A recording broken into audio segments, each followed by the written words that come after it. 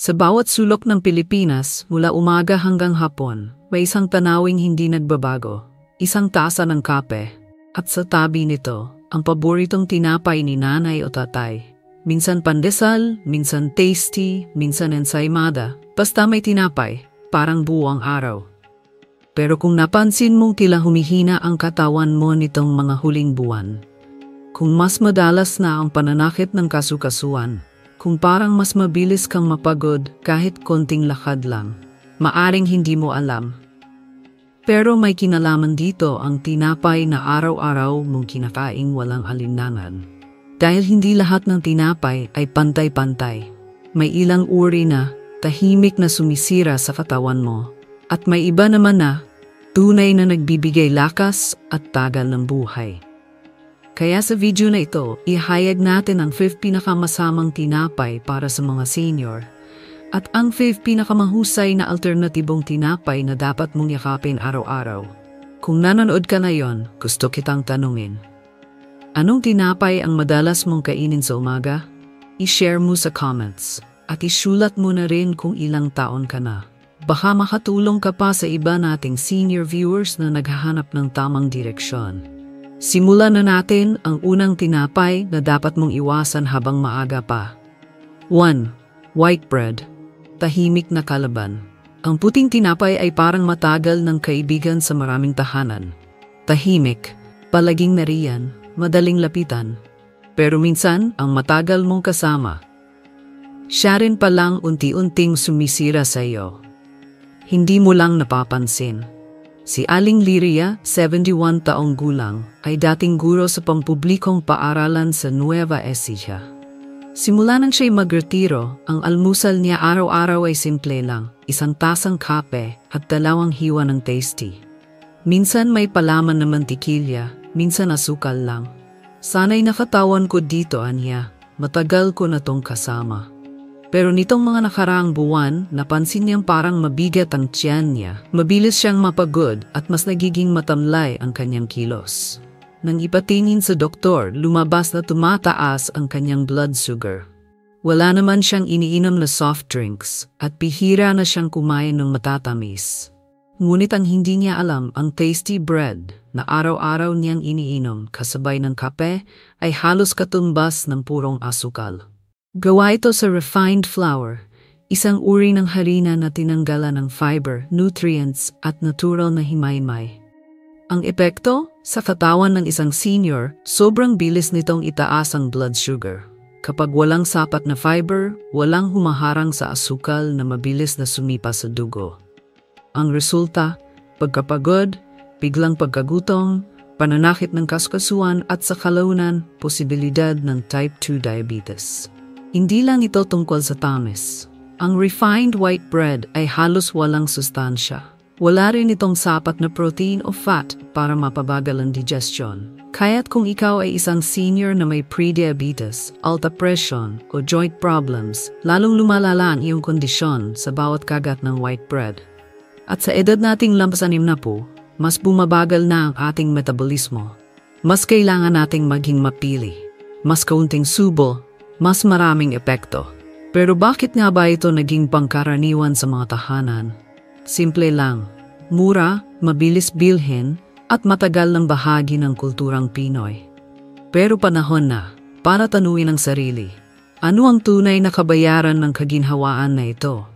Paalala, kung ikaw ay may diabetes o high blood pressure o may nararamdamang panghihina at pananakit ng katawan, makabubuting ikonsulta muna ito sa iyong doktor bago ipagpatuloy ang regular na pagkain ng white bread. Dahil minsan, ang hindi mo pinapansin, siya pala ang dahilan kung bakit ka humihina. Sa susunod na bahagi, pag-uusapan natin ang isa pang tinapay na paborito ng marami, pero tahimik ting nagdudulot ng pinsala. Ang matatamis na ensaymada, Spanish bread at iba pa. 2. Sweet breads. Matamis, pero mapanganib. Si Mang Hilario ay kilala sa kanilang barangay bilang pinakamasarap magluto ng pancit. Ngunit ang tunay niyang kahinaan ay hindi noodles, kundi ensaymada. Tuwing hapon, bago siya manood ng teleserye, dumadaan muna siya sa panaderia. Isang ensaymada, isang Spanish bread at mainit na tsaa, Iyon ang kanyang reward sa sarili. Matanda na ako, aniya. Karapatan kong magpakasaya kahit sa merienda lang. Pero habang tumatamis ang panlasa, unti-unti ring dumadami ang gamot niya. Ang matatamis na tinapay gaya na ensaymada, Spanish bread, monay na may palaman, cheese roll at custard buns ay puno ng refined sugar at madalas din ay may trans fat mula sa margarine o shortening. Isang kagat lang ay parang masarap na alok. Pero sa likod nito ay sugar spike, inflammation at cholesterol na pasimpleng bumabara sa ugat. Sa mga senior, ito'y napakadelikado. Ang sobrang asukal ay nagpapalala ng arthritis, pananakit ng kasukasuan at panganib ng type 2 diabetes. Dagdag pa rito, may mga pag-aaral na nagpapakita ng koneksyon sa memory loss at Alzheimer's dahil sa chronic inflammation at insulin resistance sa utak. Ang trans fat naman, isang tahimik na salarin, ay nagpapataas ng bad cholesterol at sumisira sa daluyan ng dugo. Hindi lang ito tungkol sa timbang, kundi sa puso, utak at kabuuang lakas ng katawan. At huwag kalimutan, karamihan sa mga tinapay na ito ay may artificial flavors, preservatives at food coloring na hindi kinakailangan ng katawan, lalo na sa edad na lampas 60. Sa bawat kagat, iniipon mo ang hindi mo agad nararamdamang pinsala. Hanggang isang araw, mararamdaman mo na lang parang mabilis ka ng hingalin o laging pagod ang katawan kahit wala namang ginawa. Hindi masama ang matamis. Pero para sa senior, ang tamis ay dapat minsan lang at may hangganan. Mas mainam na gumawa ng sariling bersyon sa bahay, gamit ang konting asukal, whole flour at natural na pampalasa. Paalala, kung ikaw ay may diabetes, pre-diabetes, o madalas makaramdam ng pananakit ng tuhod, rayuma o panghihina, makabubuting kumonsulta sa iyong doktor bago ipagpatuloy ang araw-araw na pagkain ng matatamis na tinapay. Ang bawat kagat ay may epekto, kaya piliin ang may kabutihang dulot, hindi panandaliang aliw. 3. Bleached flour at preservatives. Matagal masira pero mabilis makasira. Sa isang maliit na aparador sa kusina ni Mang Isko, laging may nakatabing plastic ng tinapay. Hindi siya araw-araw bumibili dahil matagal daw masira ang paborito niyang loaf bread. Praktikal to, aniya, 1 linggo bago mapanis. Pero ang hindi niya alam, ang tinapay na iyon habang tumatagal sa shelf ay mas mabilis namang sumisira sa loob ng kanyang katawan. Ang mga tinapay na gawa sa bleached flour at may preservatives ay karaniwang mukhang presko, malambot at maputi. Pero sa likod ng maputing kulay ay ang presensya ng chemical tulad ng benzoyl peroxide at chlorine dioxide ginagamit upang paputiin ang harina. Sa mata ng negosyo, maganda ito. Mukhang bago, mukhang malinis. Pero sa mata ng kalusugan ng senior citizen, ito ay isang pulang bandila. Ayon sa ilang pag-aaral, ang paulit-ulit na pagkain ng bleached flour ay may ugnayan sa liver toxicity, kidney strain at memory lapses. Mas mahirap tunawin, mas mataas ang acidity at halos walang nutrisyon. Isang kagat lang at para ka na ring lumulon ng plastic na may lasa. Dagdag pa rito, ang mga preservatives na tulad ng calcium propionate ay maaring magdulot ng pumulikat, kabag, at sa iba, irritableng tiyan. Sa mga senior na may edad 70 pataas, ang ganitong mga sintomas ay kadalasang napagkahamalang simpleng tanda na ng edad. Pero sa totoo lang minsan, tinapay lang pala ang may kasalanan. Kaya kung isa ka sa mga nakatatanda na bumibili ng tinapay dahil matagal masira ito, isipin mo rin kung gaano kabilis nitong sinisira ang loob ng katawan mo. Minsan ang preskong anyo ay may tinatagong panganib. Paalala, kung ikaw ay may problema sa tiyan, atay, bato o madalas makaranas ng kabag, makabubuting kumonsulta muna sa iyong doktor bago ituloy ang pagkonsumo ng tinapay na may preservatives at bleached flour. Kung may natutunan ka sa bahagi na ito, i-comment mo ang salitang presko pero delikado sa ibaba. At kung may kaibigan kang senior na mahilig sa mga long shelf life na tinapay, i-share mo sa kanya ang video na ito. Baka ito ang paalalang makakatulong sa kalusugan niya. 4. Artificially colored and flavored breads. makulay pero mapanganib. Sa unang tingin, nakakaaliw talaga ang ube pandesal na may violet na kulay o ang melon bread na neon green, lalo na kung may jelly-like filling pa sa loob. Para sa mga mata, parang piyesta. Pero para sa katawan ng isang senior, isang bagyong walang tunog, unti-unting nagpapalala ng panloob na kalusugan. Ang mga makukulay at artipisyal na tinapay ay karaniwang puno ng synthetic food coloring, artificial flavorings at emulsifiers. Kabilang dito ang mga kemikal tulad ng tartrazine E102, sunset yellow E109 at brilliant blue intrudic. Mga sangkap na ipinagbabawal na sa ilang bansa dahil sa allergy, pamamaga at hormonal imbalance. Sa katawan ng mga senior na mas sensitibo na ang atay, bato at pituka, ang ganitong uri ng chemical ay hindi madaling masala o maalis.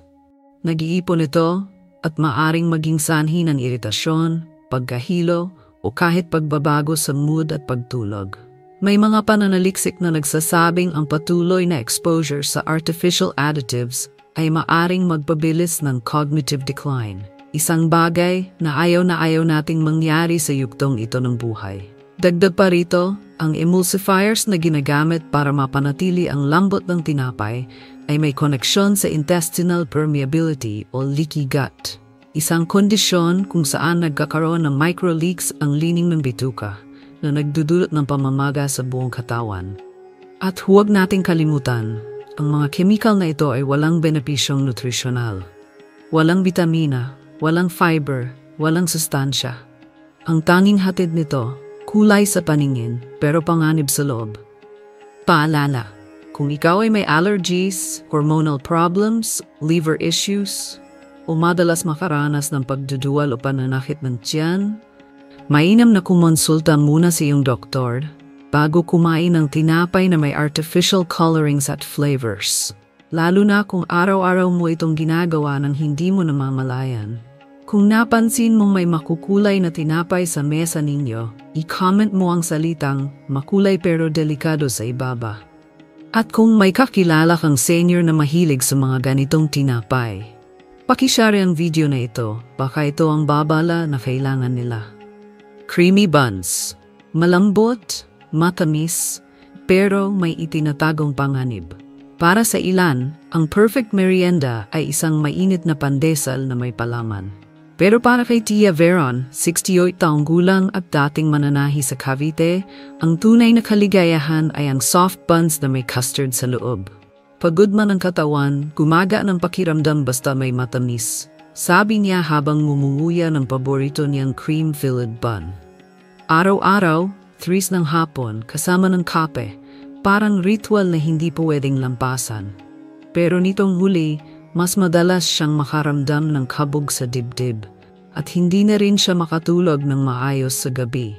May mga araw din na tila wala siyang lakas bumangon kahit sapat naman ang pahinga niya.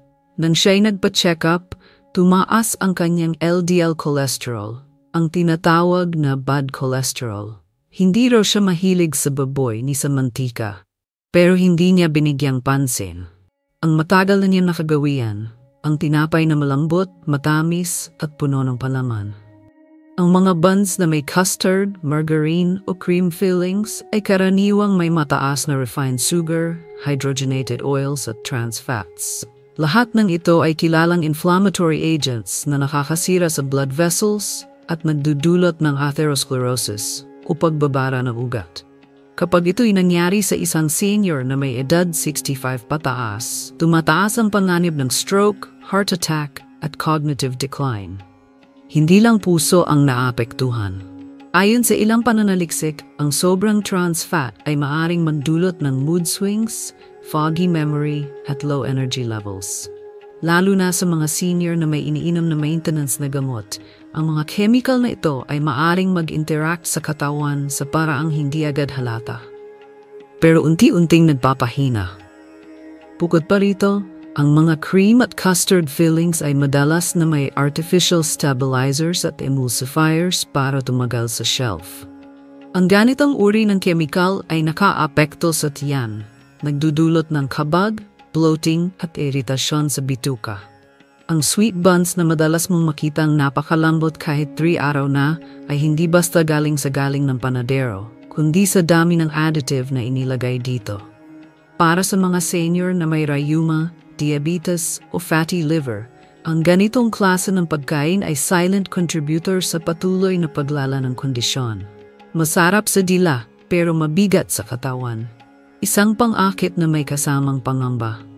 Paalala, kung ikaw ay may problema sa kolesterol, atay, kasukasuan o mataas ang blood sugar, makabubuting kumonsulta sa iyong doktor bago kainin ang ganitong uri ng tinapay, lalo na kung ito'y bahagi ng iyong araw-araw na diet. Kung ikaw mismo ay may paboritong matamis na bun na may palaman, i-comment mo ang salitang bun na may babala sa ibaba. At kung may kakilala kang kapwa senior na mahilig sa creamy bread, i-share ang video na ito. Baka ito na ang paalalang hinihintay nila.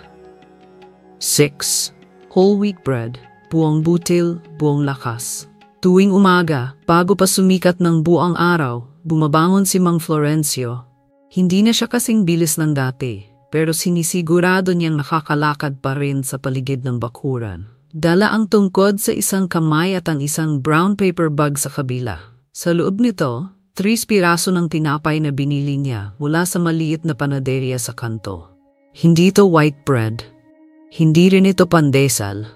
Ito ang tinapay na tinatawag niyang tinapay na may silbi. Buong butil na tinapay o whole wheat bread. Hindi laging masarap sa panlasa ang whole wheat bread para sa lahat. Hindi ito kasing lambot ng tasty. Hindi rin ito sweet gaya na ensaymada. Pero ang laman nito, fiber, bitamina, mineral, at sustansyang buo. Gawa ito mula sa buong butil ng trigo, kasama ang bran, germ, pinakamayamang parte ng butil, at endosperm. Ibig sabihin kumpleto ang nutrisyon, may B vitamins para sa lakas, magnesium para sa kasukasuan, zinc para sa resistensya, at fiber para sa digestion. Sa isang senior na may edad 60 pataas, ang pagkain ng whole wheat bread araw-araw ay may benepisyong parang natural na suplemento. Tumutulong ito upang mapanatiling regular ang pagdumi, isang karaniwang problema ng mga nakatatanda. Pinapababa rin ito ang risk ng colon cancer ayon sa ilang pag-aaral at pinapabagal ang pagtaas ng blood sugar. Salamat sa mababang glycemic index nito. Ayon sa Harvard School of Public Health, ang mga taong kumakain ng whole grains sa halip na refined grains ay may mas mababang posibilidad na magkaroon ng type 2 diabetes at heart disease. Sa Pilipinas, marami na ring lokal na panaderya ang gumagawa ng whole wheat pandesal na swak sa panlasa ng mga Pinoy. Ilan sa mga ito ay hinahaluan pa ng chia seeds, almond bits o sunflower seeds. Dagdag na sustansya, dagdag na lakas. Pero maging mapanuri. Hindi lahat ng tinapay na brown ay tunay na whole wheat. Maraming produkto sa merkado ang gumagamit ng coloring lang para magmukhang healthy. Hanapin sa label ang mga katagang 100% whole wheat flour o buong butil ng trigo. Kung hindi malinaw ang nakasulat, mas mabuting dumiretso sa panaderyang tanaw mo kung paano nila ito ginagawa. Ang tunay na whole wheat bread ay may bigat, may texture at may silbi. Hindi siya palamuti sa plato. Siya ang sustansya mismo. Paalala, kung ikaw ay may mahina ang bituka, problema sa pagdumi, mataas ang asukal o gustong magbawas ng timbang, ang whole wheat bread ay magandang alternatibo. Pero kung may kondisyon ka na may kinalaman sa gluten intolerance o celiac disease, kumonsulta muna sa iyong doctor bago ito isama sa regular na pagkain. 7. Malunggay bread, luntiang lakas para sa senior. Sa isang liblib na baranay sa Iloilo, tuwing Lunes na umaga, makikita si Aling Prima na may dalang bilao ng tinapay. Hindi ito ordinaryong pandesal. May kulay itong berde at may amoy na preskong-presko. Ito ang tinatawag nilang malunggay bread na siya mismong tinutulungan ng mga kabarangay niyang senior na gawin tuwing Linggo ng hapon. Ang bawat piraso ay may kasamang kuwento, pagmamalasakit at, higit sa lahat, sustansya. Ang malunggay o Moringa oleifera ay tinaguriang miracle tree sa maraming bahagi ng mundo. Sa bawat dahon nito, taglay ang calcium, iron, potassium, vitamin C, vitamin A, at antioxidants. At kapag isinama sa tinapay, nabibigyan ng bagong anyo ang karaniwang almusal, nagiging gamot, hindi lang pampabusog. Ayon sa mga pag-aaral, ang regular na pagkain ng malunggay ay may kayahang pababa ng blood pressure, pahusay ng immune system, at pagbagal ang cellular aging, isang mahalagang aspeto sa kalusugan ng senior. Hindi tulad ng ibang tinapay na puro harina at asukal, ang malunggay bread ay may himaymay at natural na sustansya. Kahit maliit ang piraso, puno ng benepisyo. Sa mga nakatatanda na may osteoporosis, madalas na pagkahilo o mahina ang resistensya, ang tinapay na ito ay parang multivitamin na kayang ipalaman sa kutsara. Ang kagandahan pa nito, kaya itong gawin sa bahay. Kailangan mo lang ng blanched malunggay leaves, kaunting whole wheat flour, at natural na pampatamis gaya ng saging o honey. Hindi kailangan ng maraming ingredients. Hindi rin kailangang magastos. Ang kailangan lang, kaalaman, tiyaga, at malasakit. Sa mga feeding program sa ilang barangay sa Visayas at Mindanao, naging bahagi ng programa ang malunggay bread. Ayon sa ulat, matapos lamang ang 3 linggong regular na pagkain, ang mga senior na dating mabilis mapagod ay naging mas alerto, mas aktibo at mas magaan sa pakiramdam. Ang berdeng kulay nito ay hindi lang palamuti. Ito ay luntiang simbolo ng lakas. Habang kumakain ka ng malunggay bread, para mo na rin iniinom ang sarili mong bitamina. Ngunit sa pormang masarap, Pinoy, at kayang gawing bahagi ng bawat araw. Paalala, kung ikaw ay may kondisyon gaya ng hypothyroidism o umiinom ng gamot na posibleng maapektuhan ng sobrang iron o potassium, makabubuting kumonsulta sa doktor bago isama ito sa araw-araw na diet. Likas man ang pagkain, dapat pa rin itong ipagpaalam sa iyong health provider kung may iniindang kondisyon. 8. Kamote bread. Likas na ginhawa sa bawat kagat. Tuwing 4:00 ng hapon, sa ilalim ng puno ng kaimito, palaging nakaupo si Lakay Rogelio. Bitbit ang isang termos ng kape at isang piraso ng tinapay na may natural na kulay kahel. Hindi ito galing sa mall, hindi rin ito may palaman na custard. Ito ay gawa sa niligis na kamote ng kanyang mismong tanim sa likod bahay. Hindi man ako mayaman, pero bawat kagat nito, may kwento, may sustansya, wika niya habang numunguya. Ang kamote bread ay hindi lang basta tinapay. Ito ay likas, abot kaya, at siksik sa nutrisyon, lalong-lalo na para sa mga nakatatanda. Ang kamote, o sweet potato, ay mayaman sa beta-carotene na nagiging vitamin A sa katawan, fiber, potassium at complex carbohydrates na nagbibigay ng banayad, ngunit matagal na lakas. Hindi ito tulad ng puting tinapay na biglang nagpapataas ng asukal. Ang kamote bread ay may low glycemic index, kaya't mainam para sa may diabetes o gustong umiwas dito.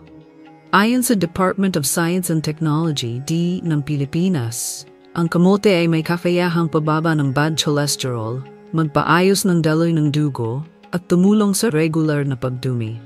Bukod pa rito, ang taglay nitong antioxidants ay panlaban sa rayuma, pangangapal ng kasukasuan, at oxidative stress na karaniwang nararanasan sa pagtanda. Hindi lang sa nutrisyon ito kapaki-pakinabang. Ang paggawa ng kamote bread ay isang aktibidad din na pwedeng gawing bonding moment ng pamilya.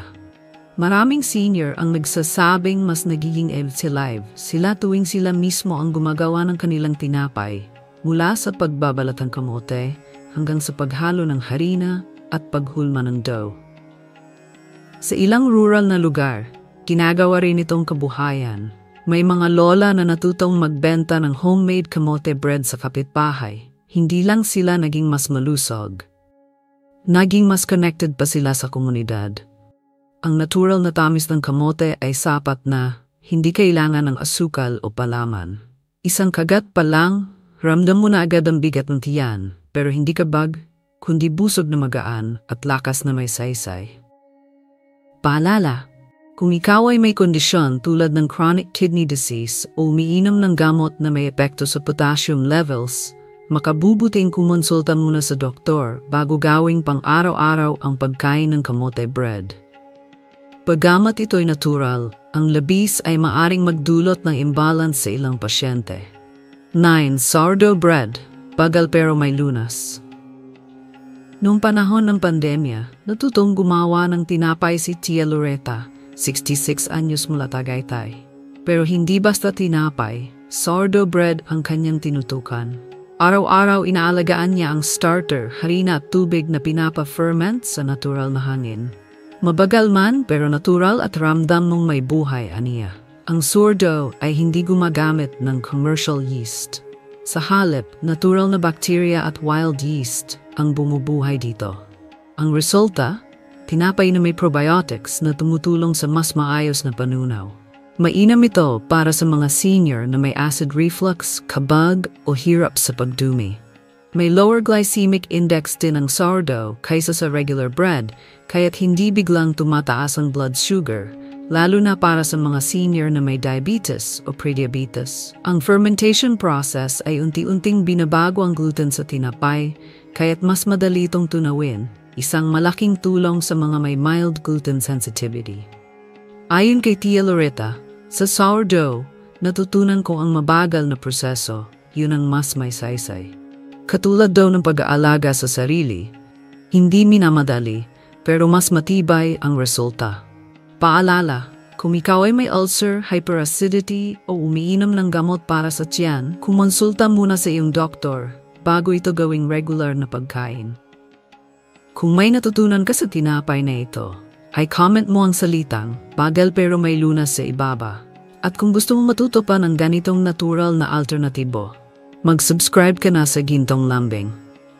Dito, araw-araw tayong matututo sa payapa, makabuluhang paraan. 10. Kalabasa o banana bread. Gawang bahay, gawang may malasakit. Sa bayan ng Baler, araw ng Sabado ay baking day para kay Lola Sining, 72 anyos. Hindi siya nagbebenta, hindi rin siya chef. Pero linggo-linggo, gumagawa siya ng sariling banana bread gamit ang hinog na saging, kaunting whole flour at olive oil. Para sa mga apo ko, aniya, pero ako rin ang nakikinabang. Ang banana at kalabasa bread ay natural, abot kaya at kayang gawin sa sariling kusina. Walang preservatives, walang margarine, walang food coloring. Ang taglay nito, fiber, potassium, vitamin A, at antioxidants. Ang kalabasa ay mayaman sa beta-carotene na nagiging vitamin A sa katawan, mahalaga para sa paningin, immune system at proteksyon laban sa aging. Ang saging naman ay kilala sa potassium na tumutulong sa regular na tibok ng puso, lakas ng kalamnan at mental alertness. Sa mga senior na may mahina ang appetite, hirap sa pagdumi o laging pagod, ang ganitong tinapay ay banayad ngunit masustansyang opsyon. Ayon sa ilang nutritionists, ang homemade banana at kalabasa bread ay mas ligtas kaysa commercial pastries dahil kontrolado mo ang sangkap mula sa asukal hanggang sa mantika. At higit sa lahat, ang paggawa nito ay may kaakibat na emosyonal na benepisyo. Kapag sariling gawa, mas ramdam mo ang halaga. Ito'y pagkain na hindi lang para sa tiyan, kundi para sa damdamin, alaala at malasakit. Paalala, kung ikaw ay may diabetes o kailangang magbawas ng asukal, gamitin ang natural na sweeteners gaya ng mashed banana o honey at kumonsulta muna sa doktor para sa tamang dami. Sa bawat kagat ng tinapay, may kasamang epekto sa katawan. Maaring makabuti, maari ring makasama. Sa ating mga senior, hindi na sapat ang masarap o mura lang. Mas mahalaga ang laman, ang sangkap at ang epekto nito sa kalusugan sa bawat araw. Napag-usapan natin ang 5 uri ng tinapay na dapat iwasan, mga puno ng asukal, preservatives, trans fat, at kemikal na walang saysay sa katawan. At inilahad din natin ang 5 tinapay na likas, abot kaya, at tunay na nagbibigay ng lakas, ginhawa, at pag-asa. Ang mahalaga, piliin ang tinapay na may sustansya, hindi lamang panlasa. Piliin ang may silbi, hindi lang palamuti sa hapag. Bilang senior, bawat kagat mo ay desisyon para sa mas mahaba, mas malusog at mas makabuluhang pamumuhay. Ang tunay na malasakit, nagsisimula sa sarili mong pinggan. Kung gusto mong mas marami pang ganitong payapa at makabuluhang usapan, i-like, i-comment at i-share ang video na ito. At huwag kalimutang mag-subscribe sa Gintong Lambing.